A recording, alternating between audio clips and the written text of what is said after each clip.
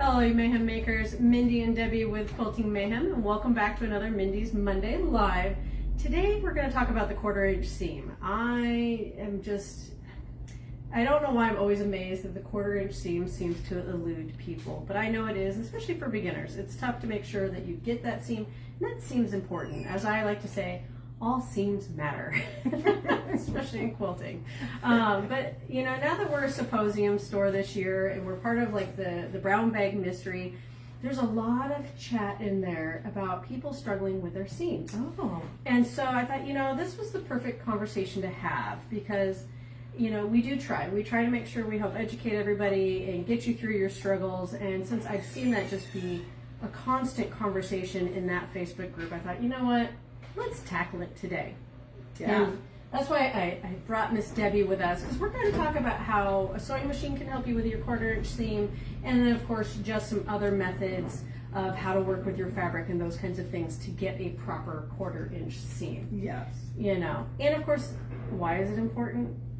It's important because then, you know, your block will not be the right size, and then your quilt will not be the right size, and all of these things, like it just kind of snowballs right down into all kinds of issues when your seam is not the correct size. No. Oh gosh, it can disaster can Yeah, happen. the struggle is real, and if you watch like any of my tutorials and sew-alongs, I definitely talk about how to keep things straight and square and all that kind of stuff. It's important because otherwise, in the end, when you're like, well, why is it all like waffly and these are the reasons why.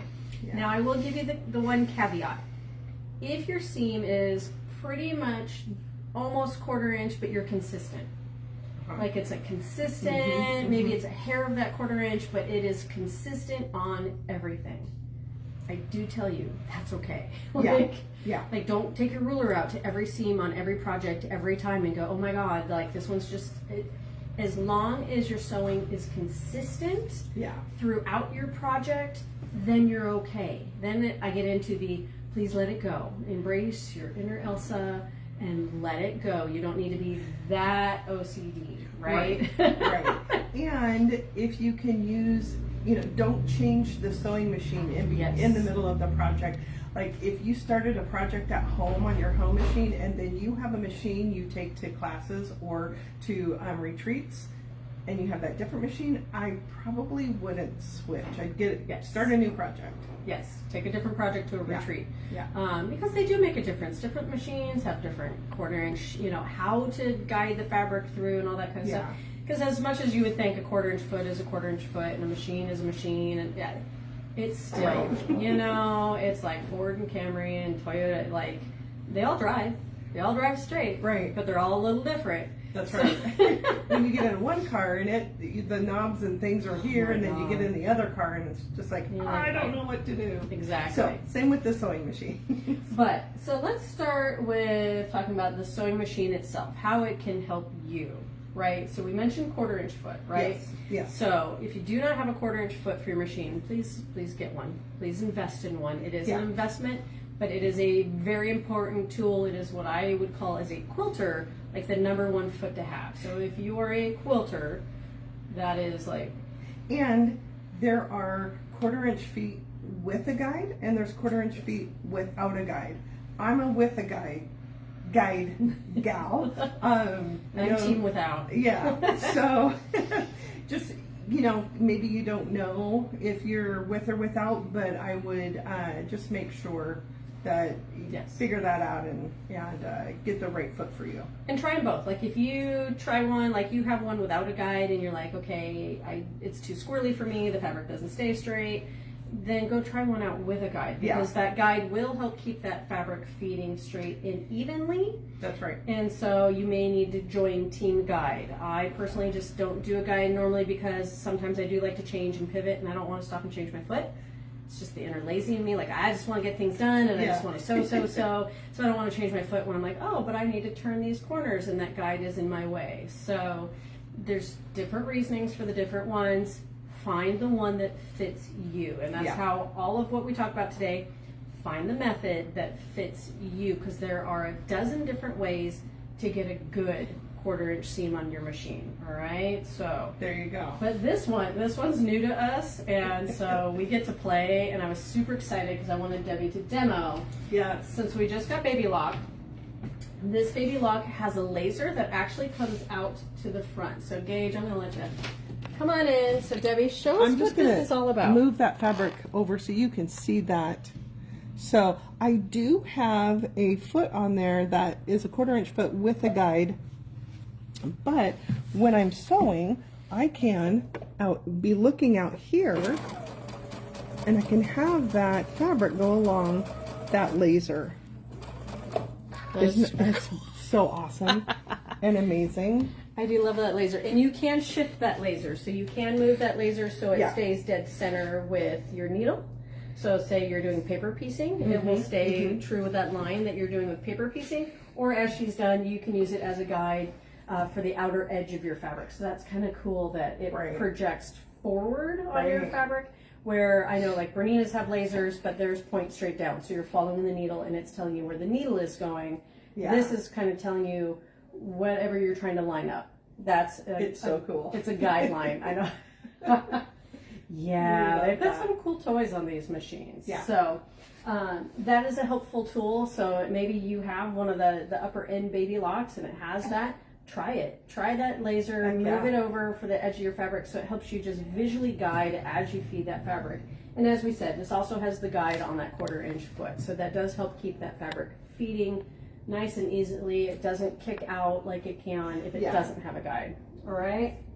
So then, of course, I wanted to talk this good old bernette, the B08. This is the brand new straight stitch machine, because I did hear in the Facebook groups there seem to be a lot of people that I feel have a straight stitch machine because they can't zigzag. They say they can't move their needle one way or the other. Yes. So a straight stitch machine, it is just one way, and you can't make any adjustments to the needle position itself to go with your foot. All right.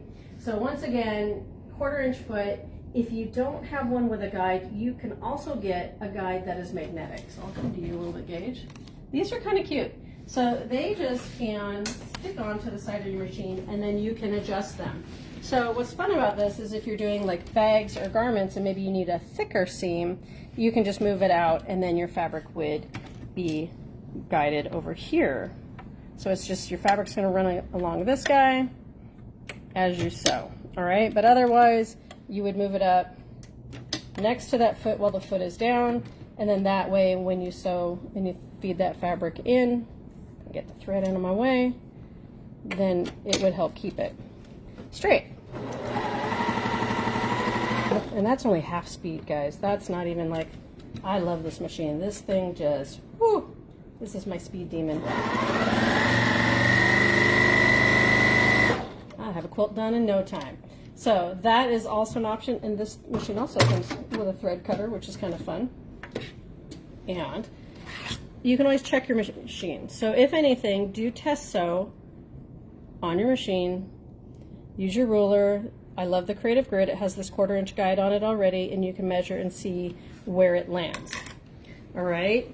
So that's kind of some ways to use your machine, right? Use the tools on your machine. Absolutely. Help it guide you. Now, some other ways to do it, of course, some of the suggestions I saw in that group was move your fabric over. Okay. Yep, fair enough. I am kind of team, I keep my fabric just inside the foot as I guide it. So, here, Gage, I'll let you come back. I know. I'm gonna try not to make you guys seasick as we have him come back and forth. So, as you're feeding it into your foot, instead of having it at the edge, can you get this close? Best I could do is that. Yep. I actually scooch that fabric so it's just inside. So, it's just a skosh inside the toe of this foot, so I get what's called a scant 1/4", and then I would feed it this way. And so when I'm done, I'll cut that. Oh, and then I'm used to my foot coming up on my machine. Let's see if you guys can see here. It's just inside. Like, you can barely tell the difference between that 1/4" and the scant. It is just to the inside. Now, the benefit of that scant 1/4", right? Mm-hmm. So if you do a scant, when you go to trim things, it should be bigger. It should be bigger than what you want, and then you're trimming. And I know know people hate trimming. Y'all get tired of me when I'm like, yeah, and you have to trim this. But it helps you with accuracy, right? Mm-hmm. So I rather have my 2 strips once they're sewn together and I press them be just a hair bigger than what I want and I trim off the excess than a hair smaller than what I want. And so that's why generally I sew with that scant 1/4 inch seam. So it just generally always makes things happier because how you press can be different. Once again, how your machine sews, all those kinds of things can be different. So generally I do recommend that scant 1/4 inch seam just to give you a little bit more room for accuracy, and then you just trim up any excess, right? Yeah. And then of course, So now what I did here is I put on kind of the regular foot, and so this foot goes outside where the fabric is, but again, because we have this laser, I can still do a 1/4 inch stitch because that's where I've placed the laser. So nice. I did have a 1/4 inch foot with the guide on this earlier, but this is kind of its regular foot. Because maybe you did go to a retreat or a class and you forgot your 1/4 inch foot at home. that does happen too. So don't worry, if you don't have your 1/4 inch, you can make it work. And also, does this have the open stitch plate? Let's see here. Because the other suggestion people have is generally move your needle. Yes. So keep your fabric in the same place, but move your needle. So then you could go to, say, this machine, as long as you have it. And that's the difference. So the bernette, like the BO8 straight stitch, those straight stitch machines, you can't move them. The needle stays in one place. So on other machines, you may have that option. And so then what you would do is say, okay, if my 1/4 inch, the way I lay it on there and all that, it always seems too thick of a seam, move that needle over.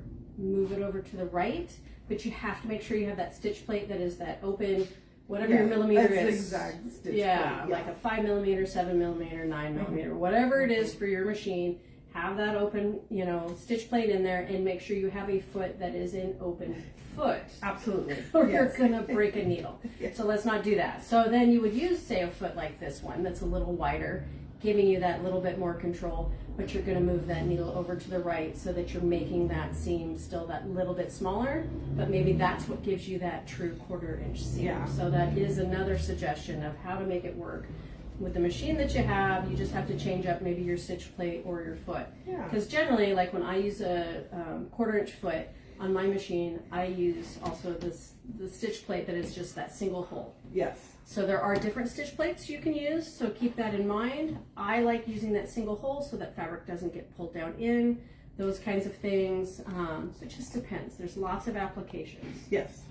And then the other suggestion I saw was painter's tape. You can always use painter's tape as a guide.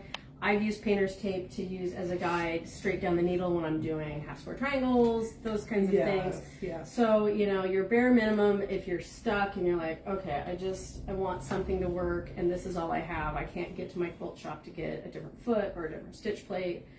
Those kinds of things. Grab that painter's tape and place it down on the throat of your machine where you want your fabric to line up. So if you've decided you need to move your fabric over, just making sure you're making that as your guide. It doesn't block you from anything. It doesn't stop you from anything. It really is just a visual guide on your machine. Yeah, and because it's that painter's tape, it's going to come off of your machine without leaving any residue. You really want to be careful about that. Yeah, don't leave it on there for a long time. It will try to stay with the machine forever if you leave it too long. Ask us how we know. So that is another way to try to tackle that 1/4 inch seam. There's so many ways. And if anything, come see us. That's right. Bring your machine and be like, Debbie, Mindy, please help me figure this out. Because it is an important thing to have, that you are that consistent sewist. That is one of the first things that you need to practice as you start out. That's right. Especially if you have a machine that has the wider zigzag, so the 7 or 9mm, your feed dogs are going to be wider. And some people have had issues with their fabric not feeding the way they like to for a 1/4 inch. Yes. So we have suggestions for you. Yes. Oh yeah, and especially like if you have the Bernina, you have the 5 series, 7 series, 9 series, use that dual feed, that helps with the feeding process, those kinds of things. Yeah. But as always, come see, we're here to help.